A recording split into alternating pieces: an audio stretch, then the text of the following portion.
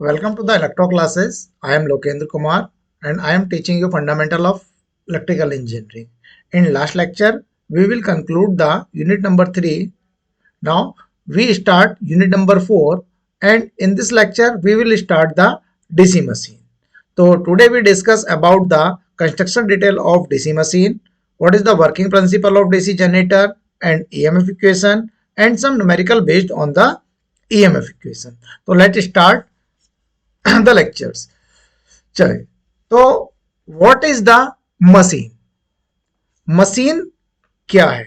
तो सबसे पहले जब भी हम मशीन की बात करते हैं तो हमारे दिमाग में 3 इडियट का वो डायलॉग आता है जिसमें प्रोफेसर पूछता है कि मशीन क्या है. ठीक है, तो अगर हम मशीन को डिफाइन करते हैं तो machine is a combination of different component that are connected in a particular manner that perform a specified task. कोई भी वो चीज जिसमें डिफरेंट पार्ट्स मिलके कोई एक स्पेसिफाइड टास्क को परफॉर्म कर रहे हैं तो वो मशीन है. अब उस मशीन को according to the supply classify किया गया है कि वो मशीन आपकी एसी होगी या वो डीसी होगी. मीन अगर उस मशीन में जो सप्लाई या आउटपुट आपको डीसी मिल रहा है तो वो डीसी मशीन, अगर आउटपुट आपको एसी मिल रहा है तो वो एसी मशीन होगी. अब यहां से जो मशीन की हम बात करते हैं वो आपके दो टाइप की मशीन हो सकती है. एक आपकी स्टैटिक जो हमने ट्रांसफॉर्मर के फॉर्म में डिस्कस की है और दूसरी आपके पास रोटेटिंग मशीन होगी. अब रोटेटिंग मशीन भी दो टाइप की हो सकती है, एक आपका जनरेटर होगा और दूसरा आपके पास मोटर होगा. तो अगर हम बात करें जनरेटर की तो जनरेटर क्या काम करता है? जनरेटर आपका इनपुट पे मैकेनिकल एनर्जी को यूज करेगा और आउटपुट पे आपको इलेक्ट्रिकल एनर्जी प्रोवाइड कराएगा. सिमिलर तरीके से आपके पास मोटर है. मोटर में क्या है? आपके पास electrical energy as a input use होगी और आउटपुट पे आपकी मैकेनिकल एनर्जी आपको मिलेगी. तो ये बेसिकली आपका जनरेटर और मोटर का फंक्शन है. अब जैसे नाम जनरेटर है, जनरेटर इसका मतलब जनरेट नहीं करता है.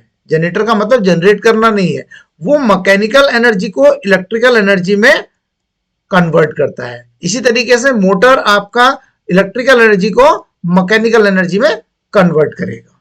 तो ये तो बेसिक चीज है कि जनरेटर और मोटर क्या काम करते हैं. अब जो आपका इंपॉर्टेंट जो क्वेश्चन है जो आपके पेपर में आपसे पूछा जाता है वो आता है आपका construction detail of DC machine. Construction of DC machine में हम जनरेटर की बात करें या मोटर की तो जो आपके कंस्ट्रक्शन वाला पार्ट है वो आपका लगभग सिमिलर है. चलिए अब अगर हम बात करें कि जो हमारे मेन पार्ट है, मेन पार्ट आपके जो है उसको हमने क्लासिफाई किया yoke, pole, field winding, commutator, carbon brushes and armature. अब अगर इन सबको हम क्लासिफाई करते हैं तो हमारे पास 3 तरीके के सिस्टम बनते हैं. मेन एक आपका फील्ड सिस्टम,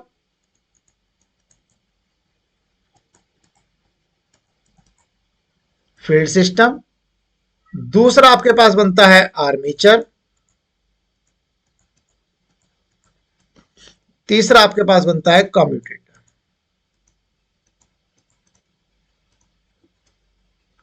अब ये जो आपका फील्ड सिस्टम है ये कुछ पार्ट्स को कंबाइन करके आपका फॉर्म होता है, जैसे यॉक, पोल कोर,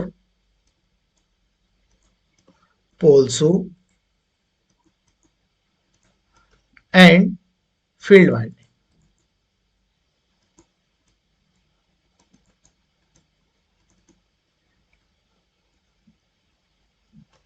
अब ये जो हमारा डायग्राम है ये आपको ड्रॉ करना होगा अपनी कॉपी में.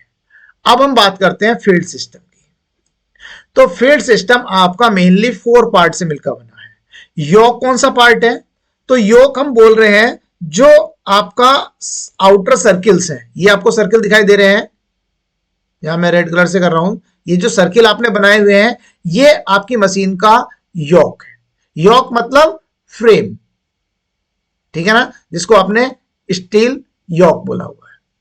अब इसके क्या पर्पज है? अब इसके दो पर्पज हैं।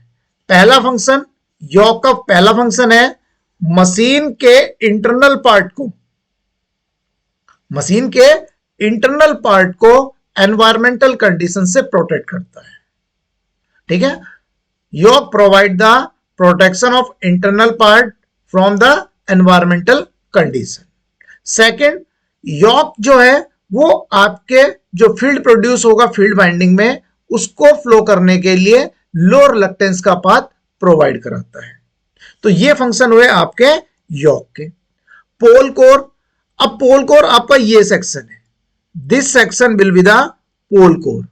पोल कोर पे आपकी फील्ड वाइंडिंग को बाउंड किया जाता है। ठीक है, और ये आपका एक सिलिंड्रिकल सेक्शन है और इसको यॉक में बोल्टेड के थ्रू बोल्ट किया जाता है। इसके बाद है आपका पोलसू। पोलसू आपका ये जो कर्व्ड बना हुआ है, ये कर्व जहां मैं इसे ड्रॉ कर रहा हूं, ये आपका पोलसू।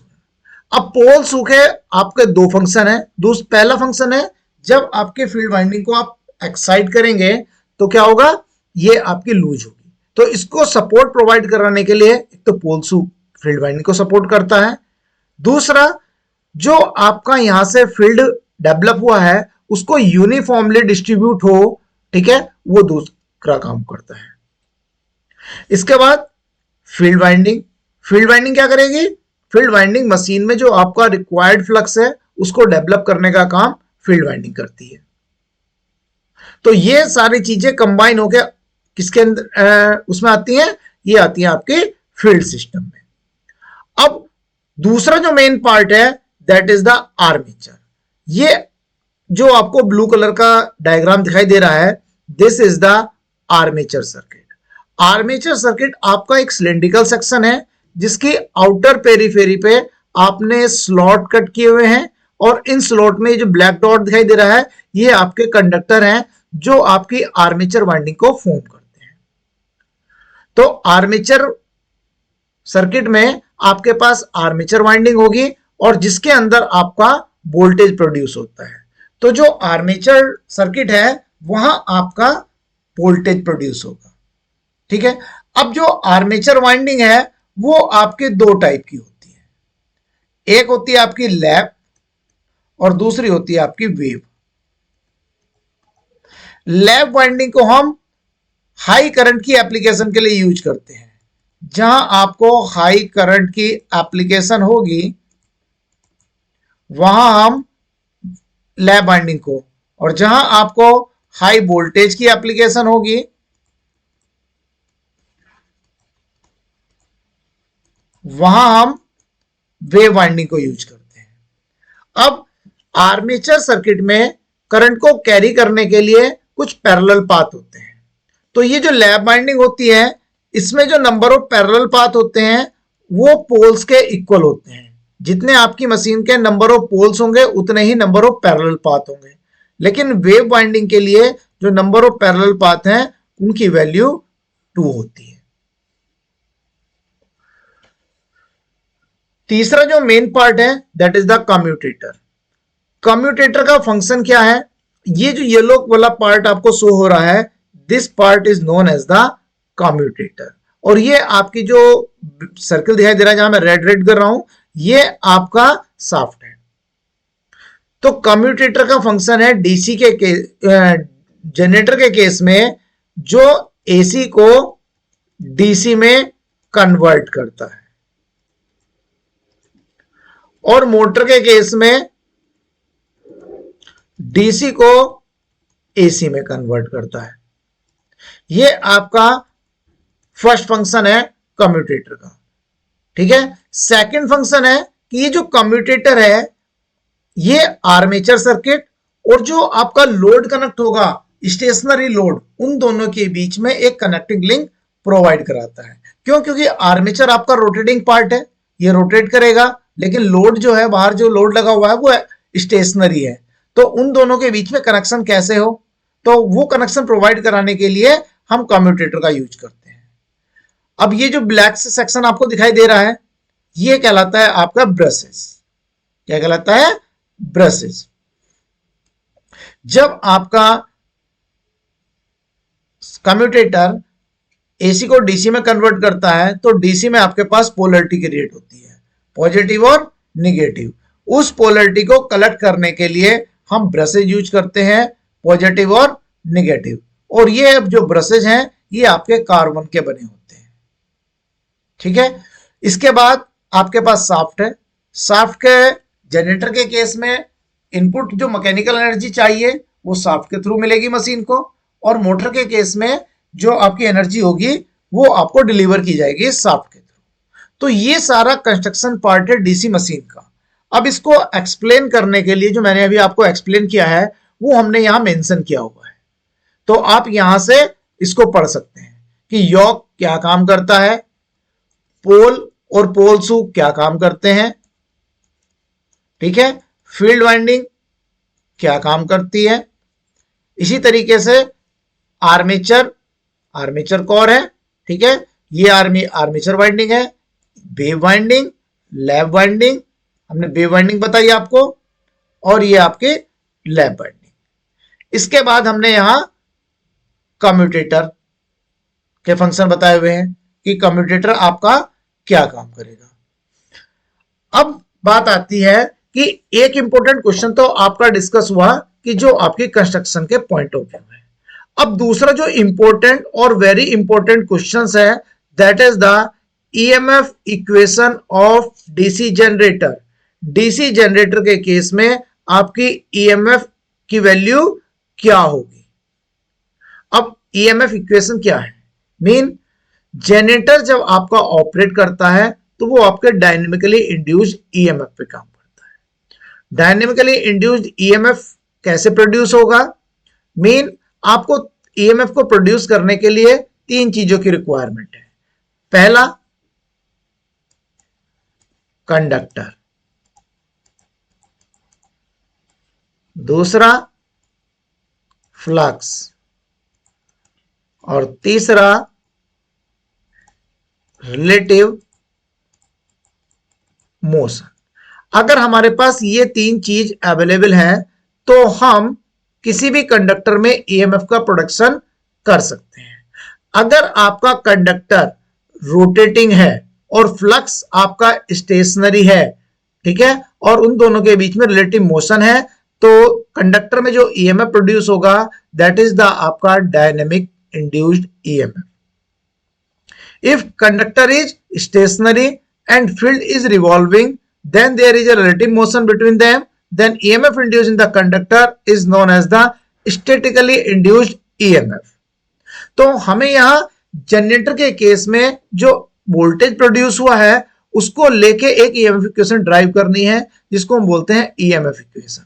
और ये ईएमएफ इक्वेशन आपकी बहुत ज्यादा इंपॉर्टेंट है आपके एकेटीयू के एग्जाम के पॉइंट से। तो यहां से एक क्वेश्चन आपके पेपर में जरूर बनता है।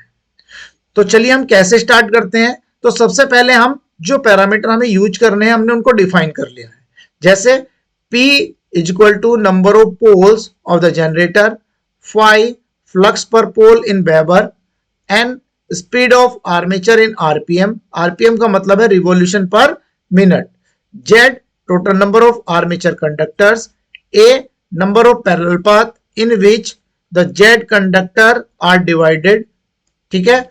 लैब बाइंडिंग के लिए ए की वैल्यू हमने पी ली है और वेव बाइंडिंग के लिए ए की वैल्यू 2 होती है।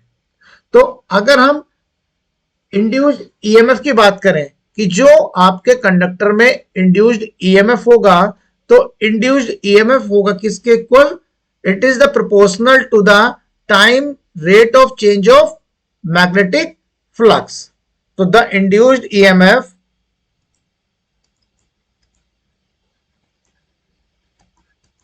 EMF is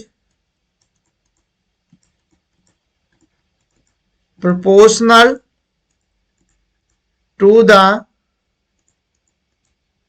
time rate of change of flux, ठीक है जी। इसका मतलब E इज इक्वल टू होगा D phi by D T, अगर हम सिंगल कंडक्टर की अभी हम बात कर रहे हैं, ठीक है जी। तो इतना ईएमएफ क्या होगा, इंड्यूस्ड होगा। अब डी फाई क्या होगा? डी फाई है rate of change of flux. तो अगर हम कंडक्टर का एक रिवॉल्यूशन कंसिडर करते हैं और मशीन को मान लेते हैं कि हमारे पास पी पोल की मशीन है, ठीक है, और एक रिवॉल्यूशन वो कंप्लीट कर रही है, तो अगर हमारे पास पी पोल होंगे तो एक रिवॉल्यूशन में कंडक्टर पी फ्लक्स जो पोल है वो फ्लक्स प्रोड्यूस कर रहे हैं फाइव, तो हमारे पास कितनी बार कट होगा फ्लक्स? Five P times. तो यहां हम लिखते हैं during one revolution in a p-pole machine, each armature conductor cut the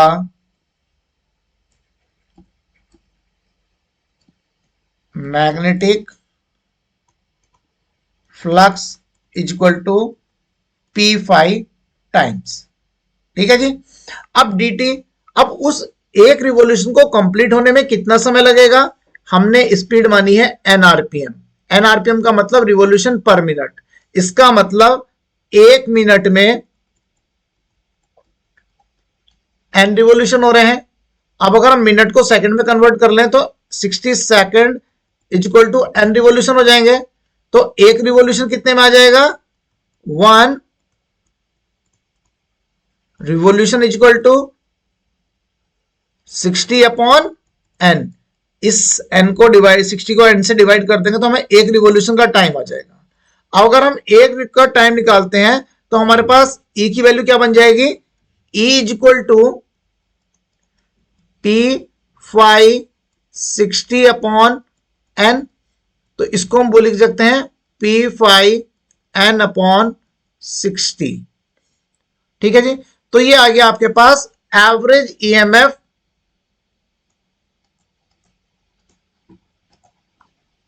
average EMF induced. ठीक है जी। तो कितना? In one conductor. ये आया है आपके पास इंड्यूस्ड इन वन कंडक्टर। अब हमें कंडक्टर निकालने हैं तो हमने टोटल नंबर ऑफ कंडक्टर लिए हुए हैं Z और नंबर ऑफ पैरेलल पाथ है हमारे पास A। तो सपोज कीजिए हमारे पास 20 कंडक्टर हैं, ठीक है जी, और हमारे पास 4 पाथ है। अगर इन्हें हमें डिवाइड करने इन 4 पाथ में तो हम क्या करेंगे? इन 20 को 4 से डिवाइड कर देंगे, मतलब कि 5 कंडक्टर ईच पाथ में आ जाएंगे। तो हमारे पास टोटल नंबर ऑफ कंडक्टर कितने हैं? Z। कितने कंडक्टर हैं? Z। Total number of conductor is equal to Z and number of parallel path is equal to A। ठीक है जी। तो हमारे पास पर पैरेलल पाथ कितने कंडक्टर हो जाएंगे? पर parallel path conductor is equal to Z upon A। तो ये सिंगल कंडक्टर में ईएमएफ इतना था। अगर हमें टोटल ईएमएफ कैलकुलेट करना होगा तो E इज इक्वल टू हो जाएगा average EMF induced in one conductor multiply by number of conductor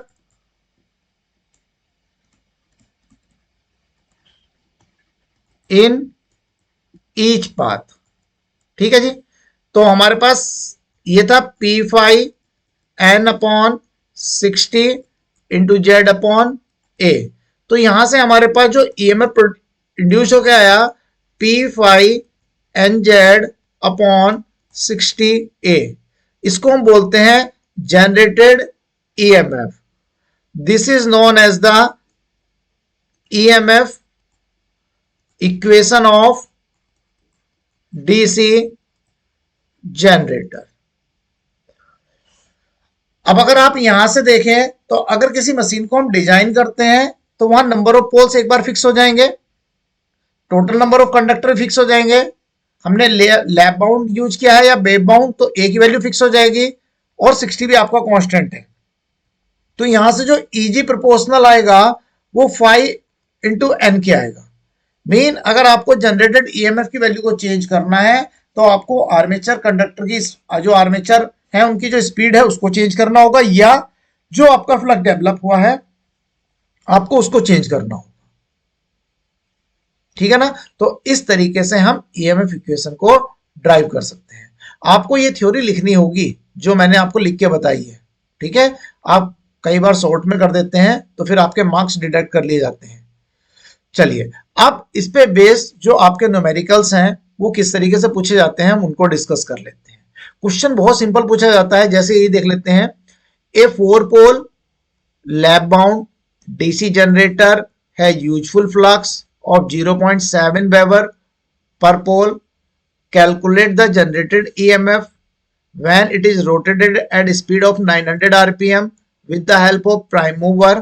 Armature consists of 440 number of conductor, and also calculate the generated EMF if lap bound armature is replaced by wave bound armature. ठीक है जी। तो numerical का solution करने से पहले आपसे request है कि अगर आप हमारे चैनल पर अभी नए आए हैं तो आप हमारे चैनल को लाइक और सब्सक्राइब कर सकते हैं, जिससे आपको न्यू वीडियो का नोटिफिकेशन मिलता रहे। चलिए, तो पोल आपको गिवन है P is equal to 4, lap bound दिया है, इसका मतलब A की वैल्यू भी 4 होगी क्योंकि A की वैल्यू P के इक्वल होगी। Phi is equal to 0.07 weber per pole. Generated EMF आपको कैलकुलेट करना है जब आपकी एन दिया हुआ है 900 आरपीएम, जेड आपको गिवन है 440। चलिए, तो इजी कैलकुलेट करते हैं। तो इजी का फॉर्मूला है आपके पास P five N Z upon 60 A. 4 phi की value 0.07, N 900, Z 440 upon 60 into 4। 4 से 4 कैंसिल हो जाएगा, एक जीरो से एक जीरो, 150। तो इसको मल्टीप्लाई करते हैं हम, 150 multiply by 44 multiply by 0.07, that is equal to 460 volt, 462 volt.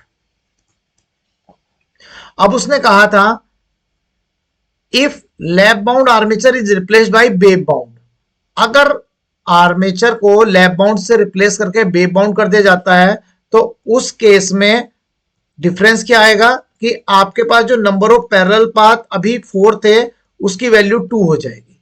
तो उस केस में ईजी की वैल्यू कितनी हो जाएगी, फॉर्मूला आपका सेम रहेगा P five N Z upon 60 A, यानी कि 4 into 0.07 into 900 into 440 upon 60 into 2।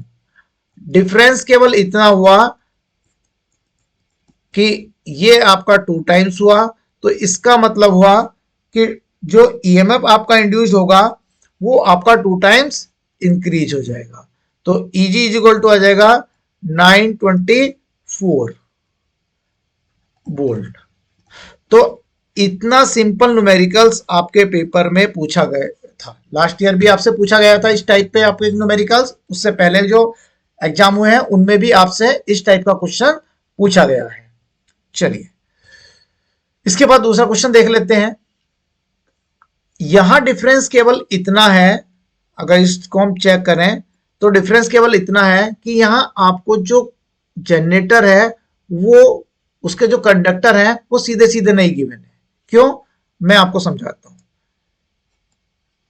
ये आपका एक कंडक्टर है और 2 कंडक्टर मिलकर आपके एक टर्न बनाते हैं। 2 कंडक्टर मिलकर एक टर्न बनाया और नंबर ऑफ टर्न्स मिलकर आपकी कॉइल्स फॉर्म होती हैं और नंबर ऑफ कॉइल्स मिलकर आपकी वाइंडिंग बनती है। ठीक है ना। तो अगर मैं ये कहूं कि ये इस तरीके से,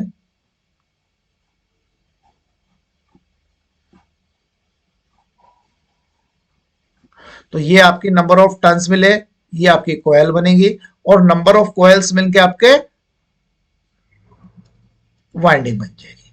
ये आपके कंडक्टर्स। तो यहां आपको गिवन है कि 42 कॉइल्स है और 8 टन पर कॉइल है। इसका मतलब टोटल टर्न इक्वल टू हो जाएंगे 42 इंटू 8 यानी कि 8 इंटू 2 6 और दिस, और टोटल कंडक्टर कितने हो जाएंगे, एक टन में 2 कंडक्टर होते हैं तो टोटल कंडक्टर हो जाएंगे 336 इंटू 2 यानी कि 672। इसके बाद आपको पोल गिवन है 4, फाई आपको गिवन है 21 मिली वेबर यानी कि 21 इंटू 10⁻³ वेबर। एन आपको गिवन है 1-2 आरपीएम। आपको जनरेटेड ईएमएफ कैलकुलेट करना है फिर से, तो Eg इक्वल टू P⁵NZ/60A।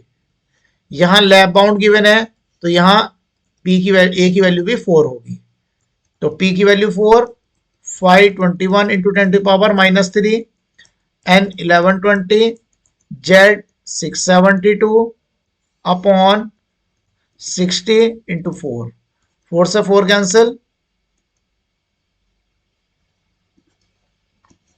662। ठीक है जी, तो इसको मल्टीप्लाई कर लेते हैं 21 multiply by 112 into 112 divided by 1000, that is Eg की वैल्यू आ जाती है आपके पास 263.42 वोल्ट। अब उसने कहा है find the calculate the generated EMF, ये हमने जनरेटेड ईएमएफ कैलकुलेट कर लिया। इसके बाद इसने कहा है फाइंड द स्पीड, आपको स्पीड कैलकुलेट करनी है at which it is to be driven the to generate the same EMF as calculated above with the wave bound armature. अब उसने क्या कहा है समझिए,